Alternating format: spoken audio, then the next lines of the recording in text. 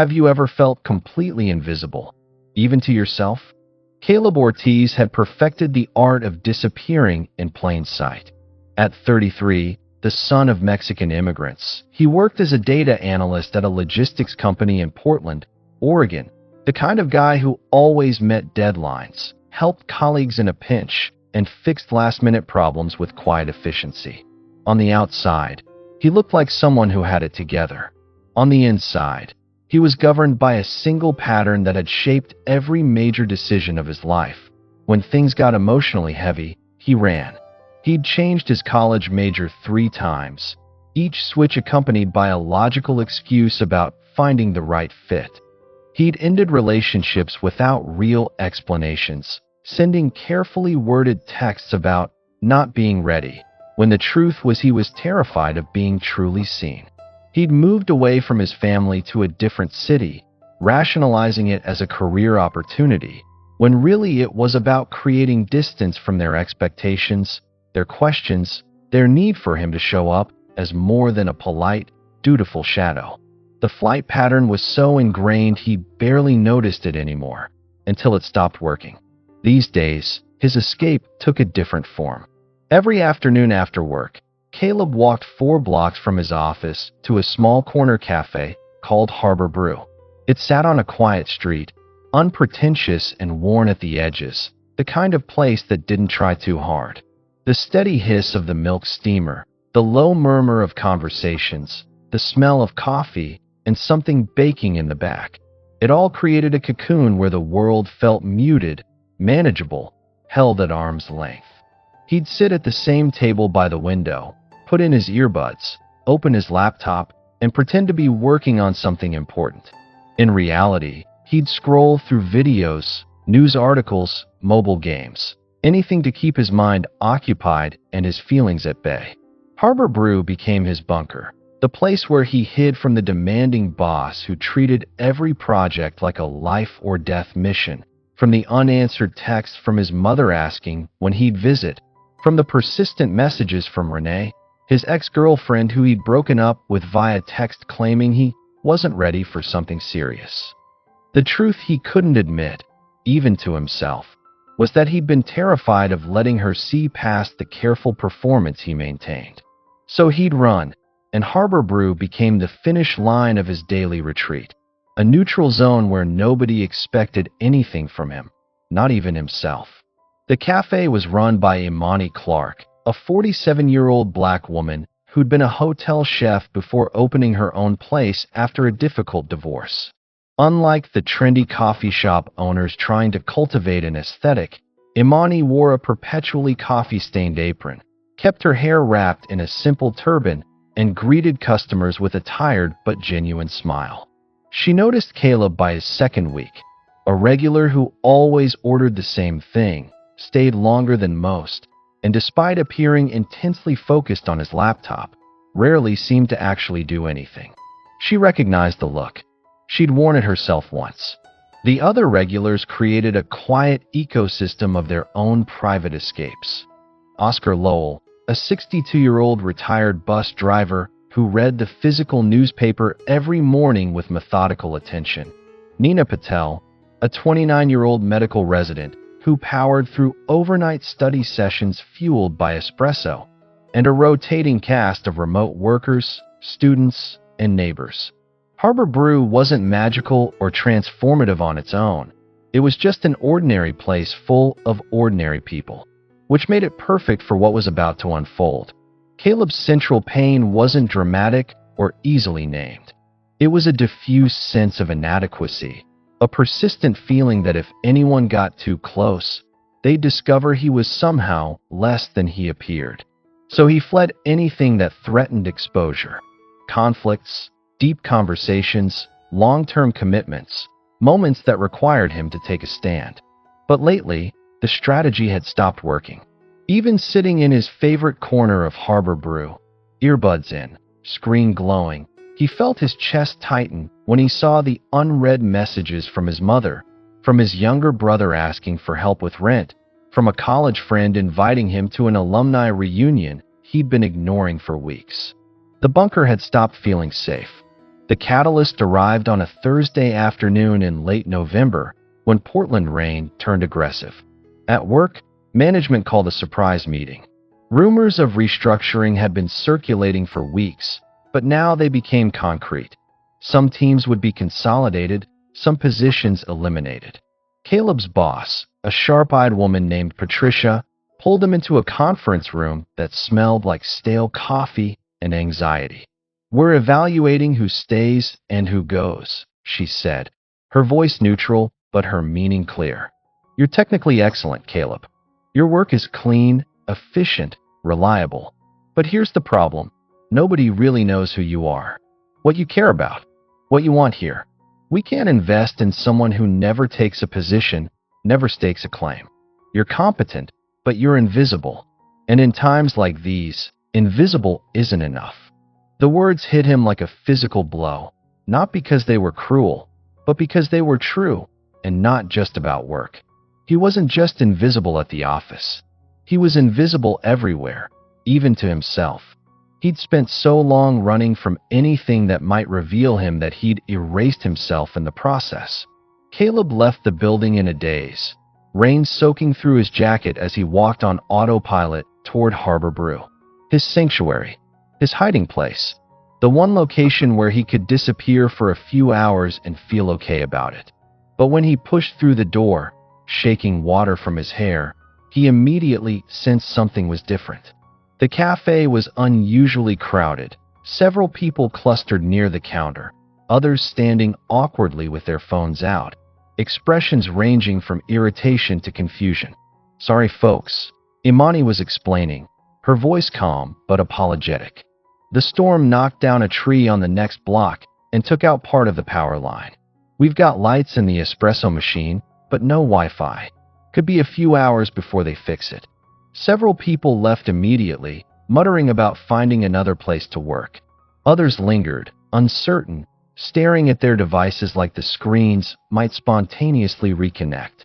Caleb stood frozen in the doorway. The cafe without Wi-Fi meant no videos, no articles, no games, no digital anesthesia.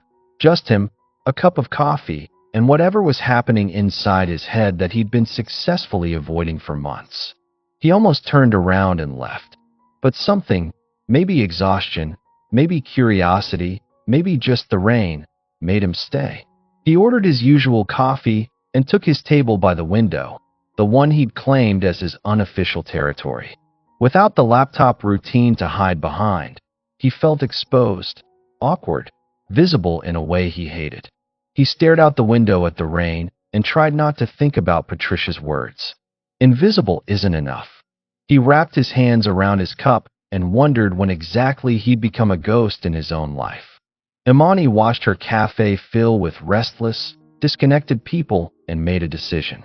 She disappeared into the back office and returned carrying a wooden box, a portable corkboard, and a handful of pushpins. She set them on the counter and cleared her throat, drawing the scattered attention of the dozen or so customers still present. "All right, folks, since we're all stuck here without our usual distractions, I'm going to suggest something a little different." She opened the box, revealing stacks of blank index cards and colored pens. "When I worked at a hotel, we had a power outage once during a big conference. People were going crazy without Wi-Fi. So we did this exercise to pass the time and remind everyone they weren't alone. I'm going to invite anyone who wants to write down, anonymously, what brought them here today. Not literally. I know you came for coffee. But what brought you here? What you're carrying? What you're hiding from? You don't have to sign it. You don't have to explain it. Just write it down, and I'll put it up on this board." There was a long, uncomfortable silence. Someone laughed nervously. Nina, the medical resident, looked up from her textbook with cautious interest. Oscar folded his newspaper slowly, considering. Caleb felt a wave of revulsion. This was exactly the kind of forced vulnerability exercise he despised, the performative emotional exposure disguised as connection. He had no intention of participating, but Imani wasn't pushing. She simply placed the box of cards on a table near the window, set the pins beside it, and went back to making coffee. "No pressure," she said. It's there if you want it. Sometimes it helps to name the thing out loud, even if it's just on paper. Caleb watched as, one by one, people approached the box. Oscar was first, his weathered hands surprisingly steady as he wrote something in small, careful letters. Nina followed, then a young guy in a tech company hoodie, then a woman Caleb had seen here before but never spoken to. The movement around the table felt almost ritualistic. Reach for a card. Write quickly before you lose your nerve. Fold it once. Hand it to Amani. Return to your seat. Against every instinct, Caleb stood up. He told himself he was just stretching his legs. But his feet carried him to the table, and his hand reached for a card before his mind could intervene. He stared at the blank space, pen hovering. What was he supposed to write? That he was afraid of losing his job? That he'd hurt someone he cared about because he was too cowardly to stay? That he'd been running his whole life and had no idea how to stop? His hand moved almost on its own, writing in cramped, hurried letters. I came here to not have to be anyone for a few hours. He folded the card quickly, the paper damp from his grip, and handed it to Amani before he could change his mind. She accepted it with a small nod, no judgment in her eyes, and added it to the growing collection pinned to the board. Caleb returned to his seat, heart pounding like he'd confessed to a crime. The board filled slowly over the next 30 minutes. What started as a few reluctant confessions became a steady stream as more people arrived, heard about the exercise, and decided to participate. Imani pinned each card carefully, creating a mosaic of anonymous truth. Caleb tried to focus on his coffee, on the rain, on anything except the board, but eventually, curiosity won. He stood and moved closer, reading the cards that overlapped like scales on a fish. I came here because I don't know if I want to stay married. I'm avoiding going home because my father is dying and I can't face it. I came here to feel less lonely, but I'm too scared to talk to anyone. I'm hiding from the fact that I failed my exam and can't disappoint my parents again. I don't know who I am anymore, and it terrifies me. The words hit him in waves. He'd expected shallow confessions, performance, the kind of curated vulnerability that people post online for likes. Instead, he found raw, unpolished pain from strangers who looked perfectly normal on the surface. The guy in the tech hoodie who'd been typing furiously earlier had written about crippling imposter syndrome. The elderly woman who always smiled at the baristas had written about grief, so heavy she could barely breathe. Nina, the confident med student, had confessed to panic attacks in hospital bathrooms. Caleb stood there, surrounded by paper truths, and felt something crack open inside him. He wasn't special. His fear, his inadequacy, his urge to run, none of it was unique. Almost everyone in this cafe was fleeing something. The only difference was that some of them had stopped pretending they weren't. Funny, isn't it? Oscar's voice came from beside him, quiet and thoughtful. The older man had approached without Caleb noticing, his eyes scanning the board with something like recognition. We all come here to hide, but we end up right next to other people doing the same thing. Maybe we're not as alone as we think. Maybe that's the whole point. We're all just trying to survive the weight of being human. Oscar didn't wait for a response. He patted Caleb gently on the shoulder and returned to his table, leaving Caleb standing there with the words echoing in his head. We're all just trying to survive the weight of being human. The simplicity of it felt like a key turning in a lock he didn't know existed. The Wi-Fi came back online after about 3 hours, but something fundamental had shifted in the cafe's atmosphere. People didn't immediately pack up and leave. They lingered, glancing at the board, occasionally catching each other's eyes with small, knowing smiles. Imani left the cards up for the rest of the week, and more appeared each day. Not just confessions, but responses. Someone had written, "You're not a failure. You're just learning," next to the card about the failed exam. Another had added, "Being lost means you're looking for something real," near the card about identity. Caleb started coming to Harbor Brew more frequently, but differently. He still sat at his usual table, but he didn't immediately hide behind his laptop. He watched the board grow, read the new additions, tried to identify which regular might have written which confession. Gradually, he began to recognize patterns in the faces around him. The way Nina's jaw clenched before a big shift at the hospital, how Oscar's hands shook slightly when he folded his newspaper, the distant look in the tech guy's eyes when he stared at his screen without really seeing it. One Saturday morning, Imani introduced a new element. She set up a larger chalkboard at the back of the cafe with a permanent question written across the top in careful cursive. What are you running from today? And what would be one small step in the opposite direction? It wasn't therapy. It wasn't a workshop. It was just a question, persistent and patient, waiting for anyone who was ready to answer it. Caleb read it every time he entered, and every time it made his chest tighten. But instead of running from the discomfort, he started to experiment with sitting inside it. What was he running from today? The honest answer changed daily. His mother's voicemail, a difficult conversation with his brother, the email from his boss about his performance review, the thought of reaching out to Renee to actually explain himself instead of just disappearing. He decided to test something radical, taking one micro step in the opposite direction of flight each day. Monday, he listened to his mother's voicemail instead of deleting it. Tuesday, he called her back for exactly 5 minutes instead of just sending emojis. Wednesday, he responded to his brother's text about needing help with rent instead of pretending he hadn't seen it. Thursday, he scheduled a call with his boss to discuss what kind of projects he actually wanted to work on instead of just accepting whatever was assigned. Friday, he sat down and wrote Renee a real message, not to get back together, but to finally explain why he'd run, why he'd hurt her, why he'd been so terrified of letting her close. Each step felt impossibly small and monumentally difficult at the same time. His body resisted every decision, flooding him with anxiety, offering 1,000 rational reasons to avoid, delay, escape. But the cafe had become a kind of training ground, a place where he practiced the counterintuitive skill of staying present with discomfort. The board with its anonymous confessions reminded him that everyone struggled with this, that flight was a universal human impulse, but so was the capacity to choose differently. The real test came about 6 weeks after the initial board appeared. Imani gathered the regular customers one evening after closing and shared news that made Caleb's stomach drop. The cafe was struggling financially. Rent had increased, sales had declined, and she was considering closing Harbor Brew within the next few months.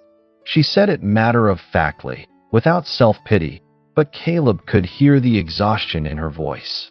The cafe had been her fresh start after her divorce, her attempt to create something meaningful on her own terms. Losing it would mean more than financial failure. For Caleb, the news triggered every flight instinct he possessed. Harbor Brew was the place where he'd learned to stop running, and now it was disappearing. His first impulse was to retreat, to start looking for another cafe, another hiding place, to accept the loss and move on like he always did. But then he looked around the table, at Oscar, at Nina, at the handful of other regulars who'd become accidental witnesses to each other's small transformations, and he felt something different stirring. "What do you need?"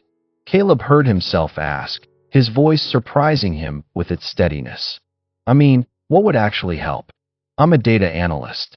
I can look at your numbers, help you figure out where the problems are, maybe see if there's a way to make this work." Imani looked at him with something between surprise and gratitude. "I don't have money to pay you, Caleb. I can barely keep the lights on." "I'm not asking for money," he said, and realized he meant it. This place, he gestured around the cafe, at the board with its layers of anonymous confessions, at the window table where he'd spent so many hours learning to be present. "This place taught me something I needed to know. Let me help." Over the next few weeks, Caleb threw himself into saving Harbor Brew with an intensity that startled him. He reviewed Imani's finances, identified inefficiencies, proposed a simple customer loyalty program, redesigned the cafe's minimal web presence to make it more visible to locals searching for coffee shops. Oscar volunteered to handle small repairs that Imani had been paying contractors to fix. Nina organized a study group partnership with the local medical school, guaranteeing regular evening traffic. The tech guy, whose name turned out to be Marcus, set up a better point-of-sale system and showed Imani how to track inventory more efficiently. What struck Caleb most wasn't the practical impact of these efforts, but the fact that he was actually showing up. He wasn't hiding his skills, minimizing his presence, or running when things got complicated. He was using his competence not to camouflage himself in a corporate machine, but to sustain something that mattered. The cafe stopped being just a refuge and became something he was actively building, protecting, caring for. One evening, after a long session reviewing numbers with Imani, she made them both coffee and sat down across from him at his usual table.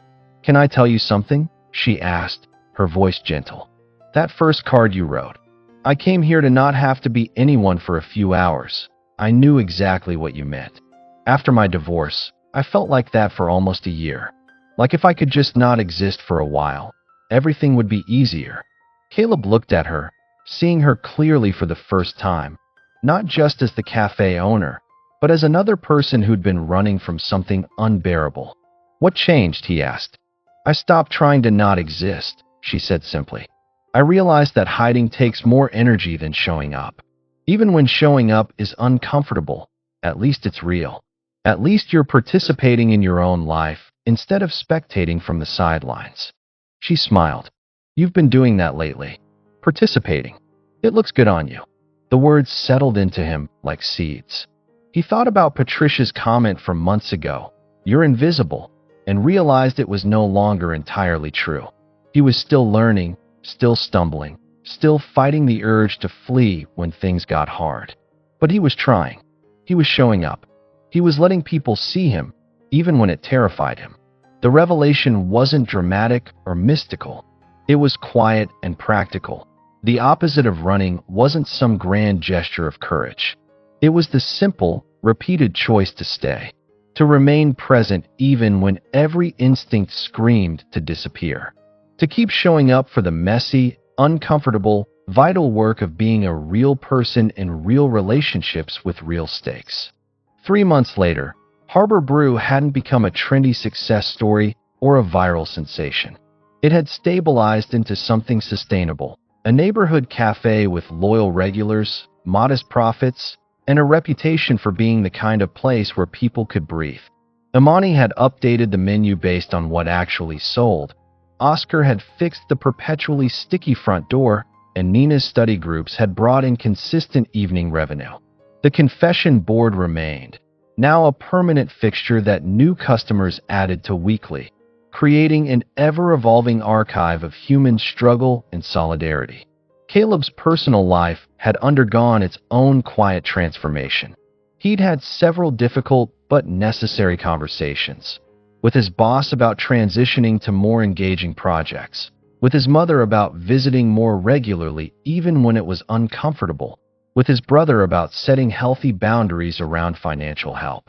He'd even met Renee for coffee at a different cafe, neutral territory, where he'd apologized not with excuses, but with honesty. She hadn't forgiven him immediately, and they hadn't gotten back together, but she'd listened. And he'd stayed for the entire conversation, even when her anger made him want to run. The changes weren't dramatic. He still felt the urge to escape when things got intense. But now he recognized the pattern, and recognition created choice. He could feel the flight impulse and decide not to follow it. He could experience the discomfort of being seen and remind himself that visibility wasn't fatal. It was just unfamiliar. On a Thursday evening in early spring, Caleb walked into Harbor Brew after a long day at work. He ordered his usual coffee, exchanged genuine greetings with Imani and Oscar, waved at Nina, who was deep in her textbooks. He took his familiar seat by the window, the table he'd claimed long ago as his hiding spot, his escape hatch from the world. But he wasn't hiding anymore. He opened his laptop not to disappear into videos or games, but to continue working on a side project, a data visualization tool he'd been developing in his spare time, something that actually excited him. The cafe chatter hummed around him, comforting and alive. Through the window, he watched people pass by on the street, each carrying their own invisible weights, their own reasons for running or staying. His eyes drifted to the chalkboard at the back of the cafe, the permanent question still written there. What are you running from today? And what would be one small step in the opposite direction? Caleb pulled out a napkin and wrote on it with a borrowed pen, not for the board, but for himself. Today, I don't need to run. I just need to keep showing up. He folded the napkin carefully and tucked it into his wallet, a quiet reminder that transformation wasn't about dramatic change or sudden enlightenment.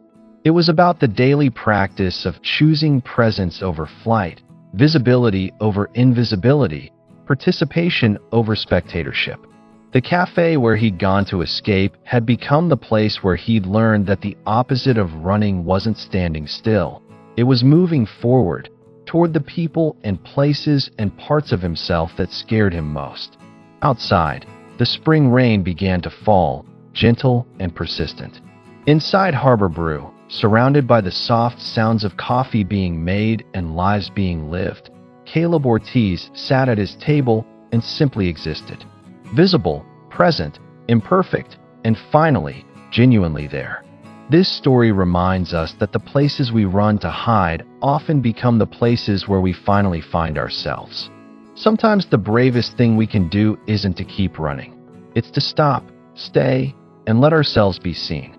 The opposite of escape isn't standing still. It's showing up, even when it terrifies us. What are you running from today that might be asking you to finally turn around and face it? If this story touched something deep within you, type the word "stay" in the comments. Let me know you made it to the end and this message found you. Share what city you're watching from. Your presence here might inspire someone else on their journey. Subscribe and hit the bell because every week I share stories that can transform how you see yourself and your struggles. Click the card on screen for another powerful story of transformation. And remember, the courage to stay might be the only thing standing between you and the life you've been running toward all along.